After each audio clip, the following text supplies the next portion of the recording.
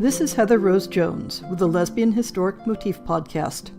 This weekly podcast looks at lesbian themes in history and literature and historic research into gender and sexuality. We talk about current historical fiction with queer female characters, including fantastic versions of the past, and have interviews with authors who write those stories.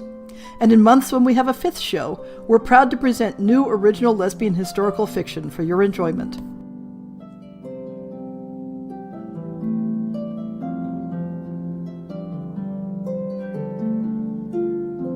This month, the Lesbian Historic Motif podcast welcomes author Carrie Pack. Hi, Carrie. Hi, nice to be here. Carrie's YA novel, Grrrls on the Side, raises the question, just how do we define historical fiction? I want to explore that a bit later in the podcast, but for now, why don't you tell us a bit about the book? Sure. Grrrls on the Side is actually kind of, it takes place during the 90s, during the Riot Grrrl movement. So if anybody's familiar with that particular wave of feminism, these girls are very into their punk music and their zines and their feminist ideals. And the main character, Tabitha, of course, kind of falls in love a couple times over the course of the book and discovering her own identity as a bisexual woman and understanding kind of what that means for her. So it's a coming-of-age story, and apparently the 90s are historical. Yeah, so that's an interesting question of categories. You'd said that when we first talked, that because it's set in the 90s, you know, for a YA market, that's considered historical. Is that because it's history in terms of the target readership, or history because you had to research it as history? Predominantly the first part of that. You know, I lived it. I mean, my main character is only a year older than me. So I was very familiar with. I mean, I used descriptions of the lockers in the locker room of the gym of my high school. But my publisher was the one that said, well, this is historical YA. And I was like, historical? It's the 90s. But, you know, which, I mean, when someone calls your own high school experience historical, I mean, it just, you kind of go, oh gosh, I didn't realize I'd gotten old. Yeah, I had that experience with another recent interview where the author was saying, it's like, well, this is set in the 70s, so it's really historical. And I'm thinking, it's like, oh my God, that's me. That was my college years. Like, what do you mean? Yeah.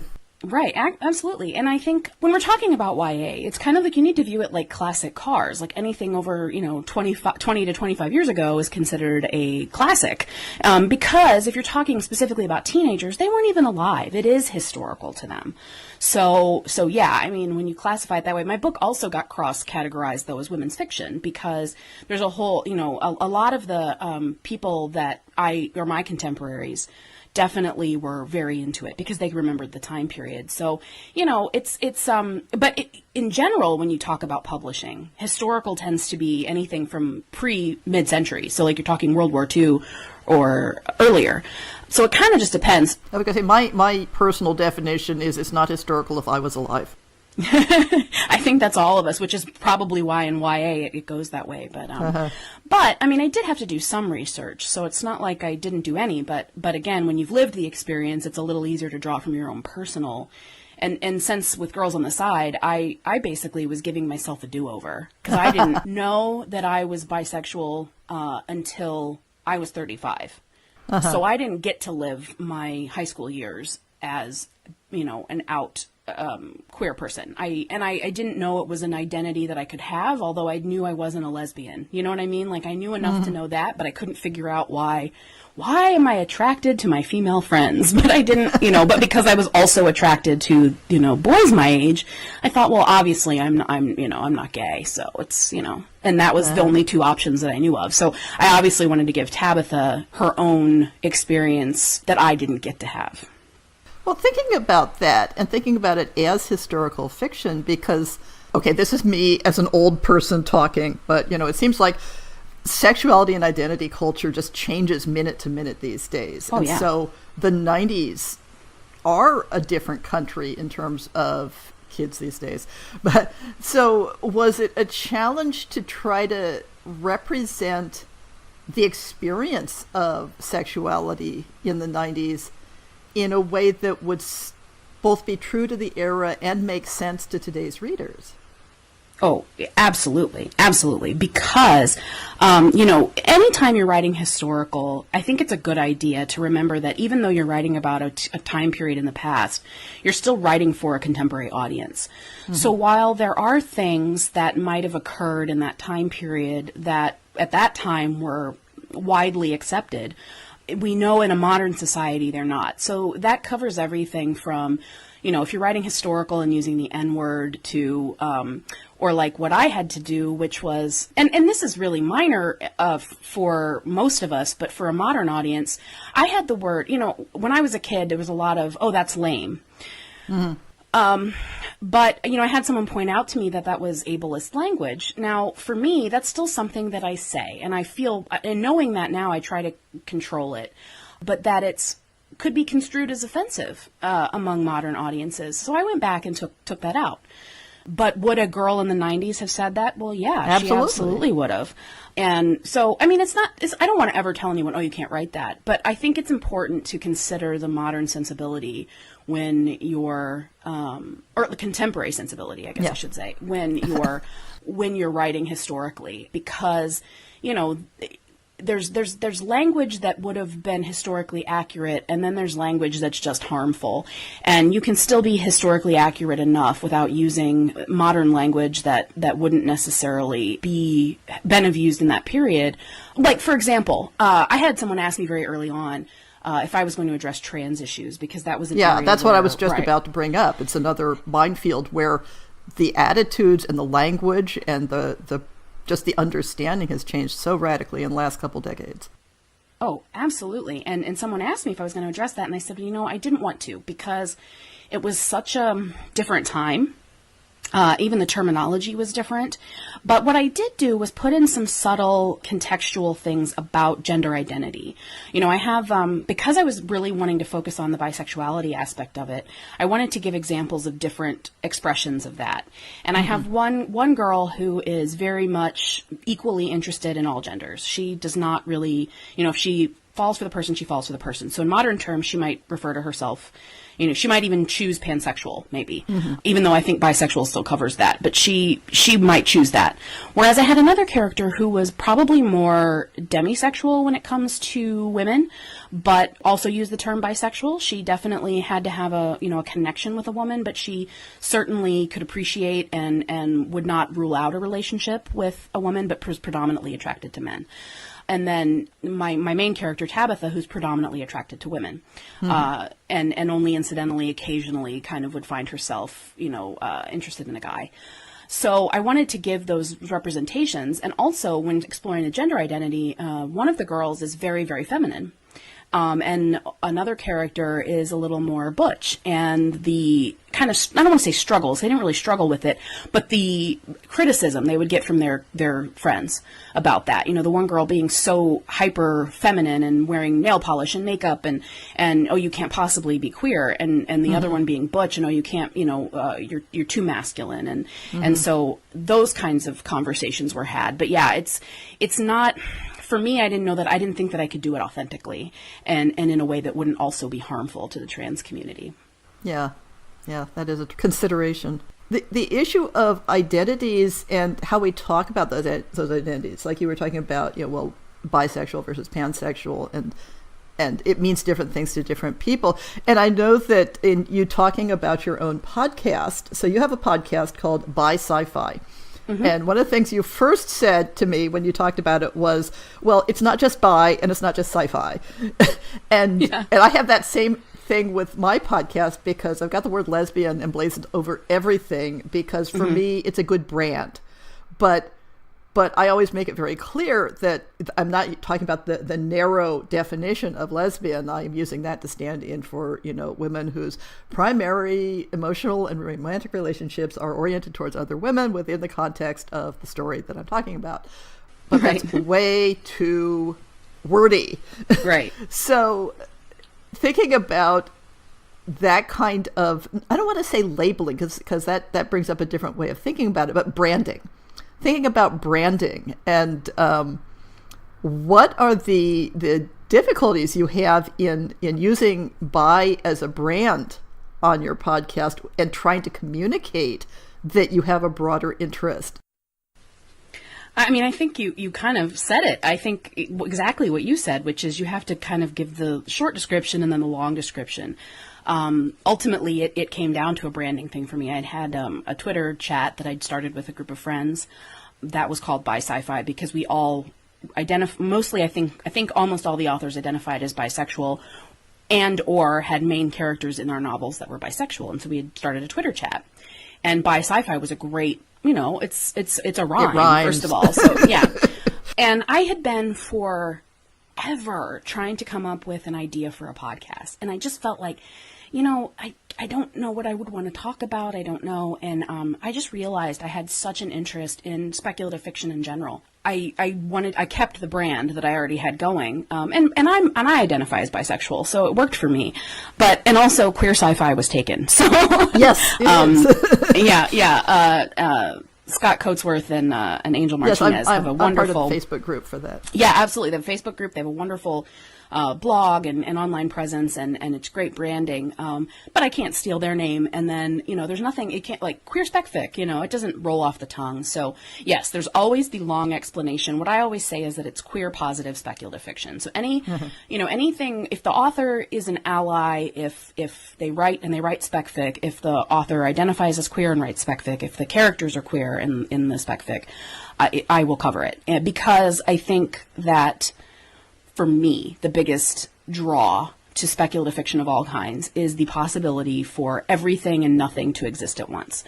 So if you identify as agender or trans or gay or just identify as queer, there is a place for you in that realm of fiction. So the long and short of it is that I wanted to keep my branding from the chat, and it was a catchier name, but that I always have to explain it. Always. So what do you envision as the scope of your show? Why don't you talk about it a little bit? Yeah, sure.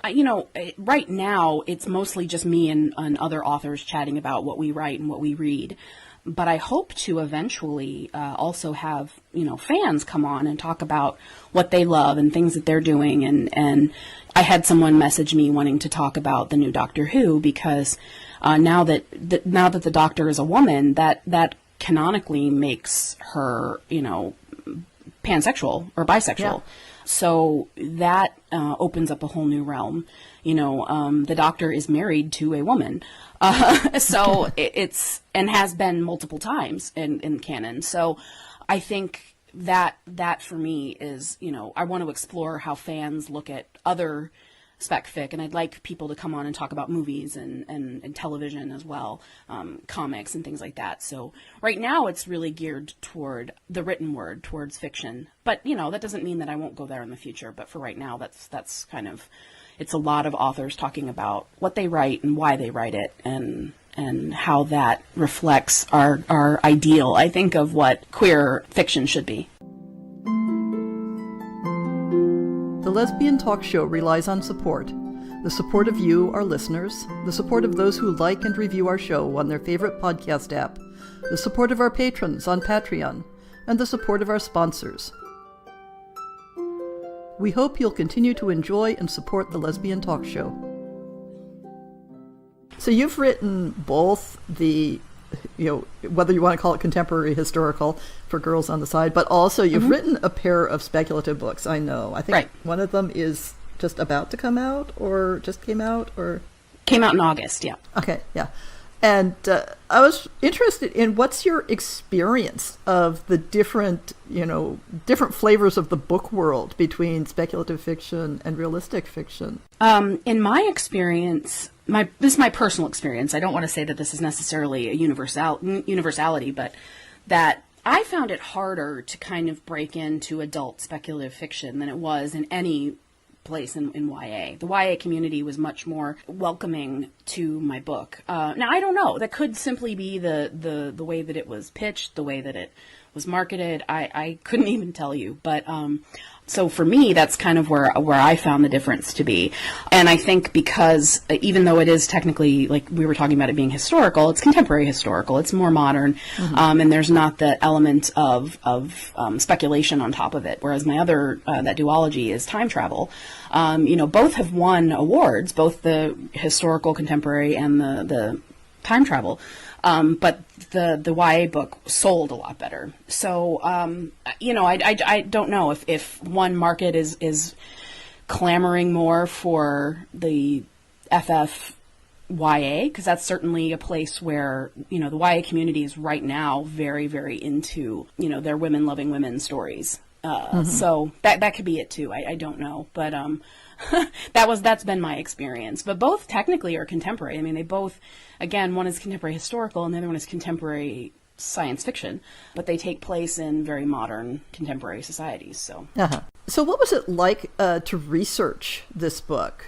I mean, I know you said that it represents your life to some extent, but what parts of it did you have to research? Well, the easiest stuff was, of course, looking into music and looking into my cultural references of the time period. But I think my favorite thing that I had to look into was, I'm writing these zines from the point of views of characters who are having these, basically, if you've never read a zine, especially ones from the 90s, very much like just screed about whatever, the writer wanted to rant about. And there's one that is actually my favorite segment that I wrote in the whole book. And it's called Of Mice and Menses. And my character is ranting about how her period has been commodified. In other words, it's the idea that she menstruates every month is both asexual and hypersexualized.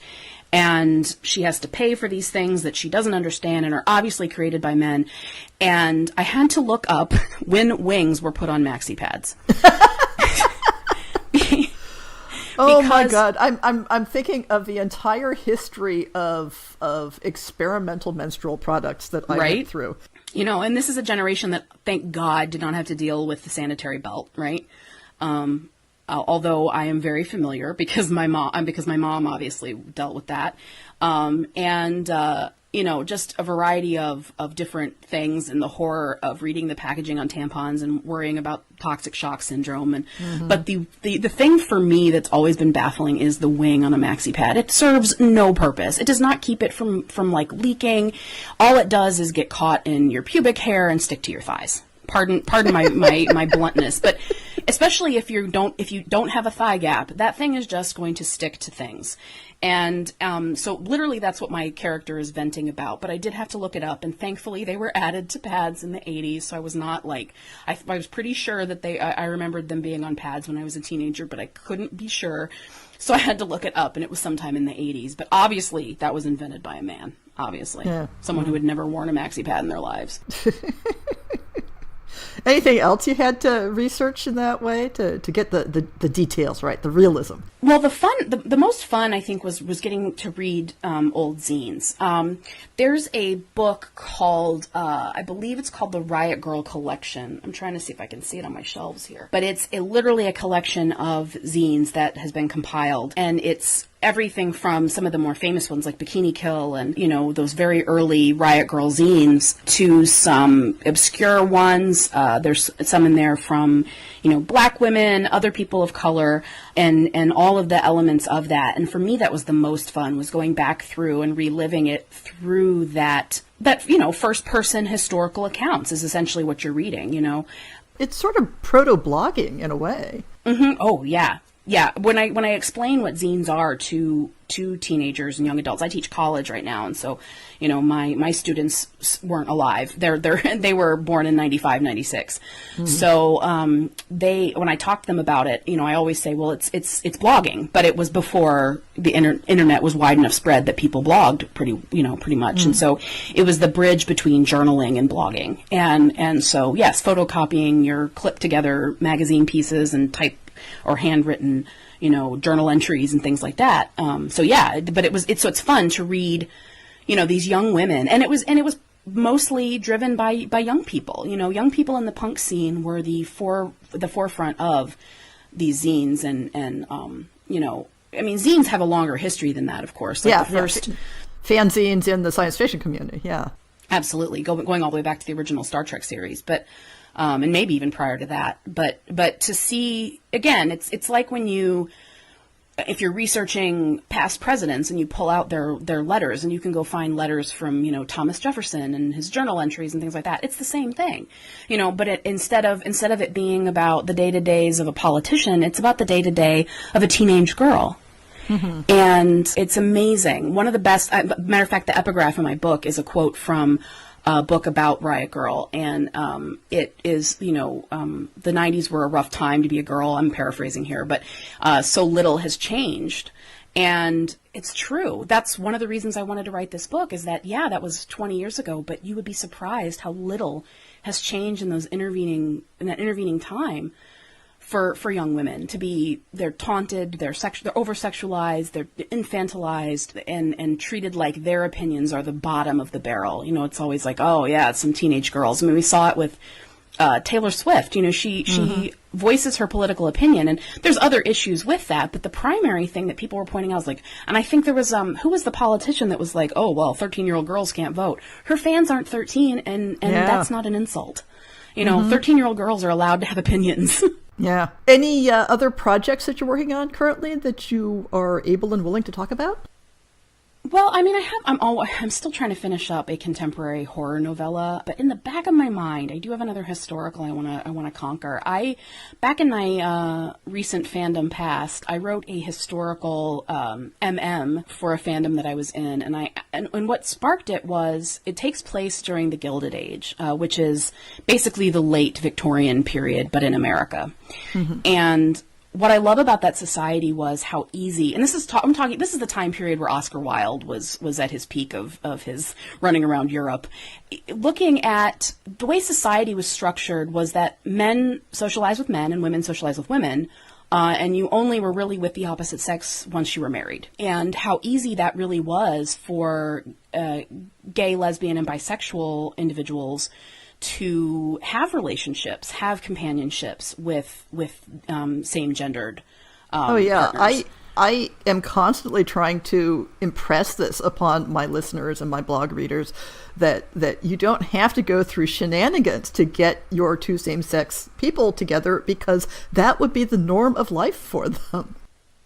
Absolutely. It would not be, and one of the reasons why, the only reason Oscar Wilde was ever, quote, caught was kind of because, a noble had kind of a personal vendetta. But otherwise, it was not rare that, no one thought twice about him hanging out with young men all the time. It was just, and also they didn't have the way we do in contemporary society, that view of homosexuality. There was not that, it wasn't defined. So it wasn't really, if you had a gay uncle, it was just kind of like, oh, well, he's just that way. And really we just don't talk about it. Bachelor. A confirmed bachelor, absolutely. My mom tells a great story from when she lived with her, I think probably in the 60s, and they had neighbors down the street who were she called the Bachelors, and they were she didn't realize until many years later that they were a gay couple. But because again, it was just it was a don't ask, don't tell kind of thing, and we just didn't talk about it. But there were quite a few young men and young women who engaged in these kind of relationships. And so I kind of was thinking I wanted to maybe make it a two-parter of, a gay couple and a lesbian couple, kind of having that opportunity to explore these relationships because of the structure of society, and how that was, not noticed as an impropriety because they were forced into these same-sex social groups. So that's my dream project. If you get around to writing the lesbian couple, drop me a note. Let me know. Definitely. So other than your podcast, which I will put the links to in the show notes, where can listeners find you online? Sure. The easiest way probably is I'm on Twitter. I'm at Carrie Pack on Twitter. And that's probably the easiest way because it's a good direct communication. But basically I'm on all social media. So anywhere you can find a person named Carrie Pack, it's likely me. Likely. There are others out there. They're scientists, though. They're much cooler than me. Yeah, I think I found a website for you as well, probably linked from your Twitter. So I'll put links to all of that in the show notes. Thank you so much, Carrie, for joining us this month. Thank you.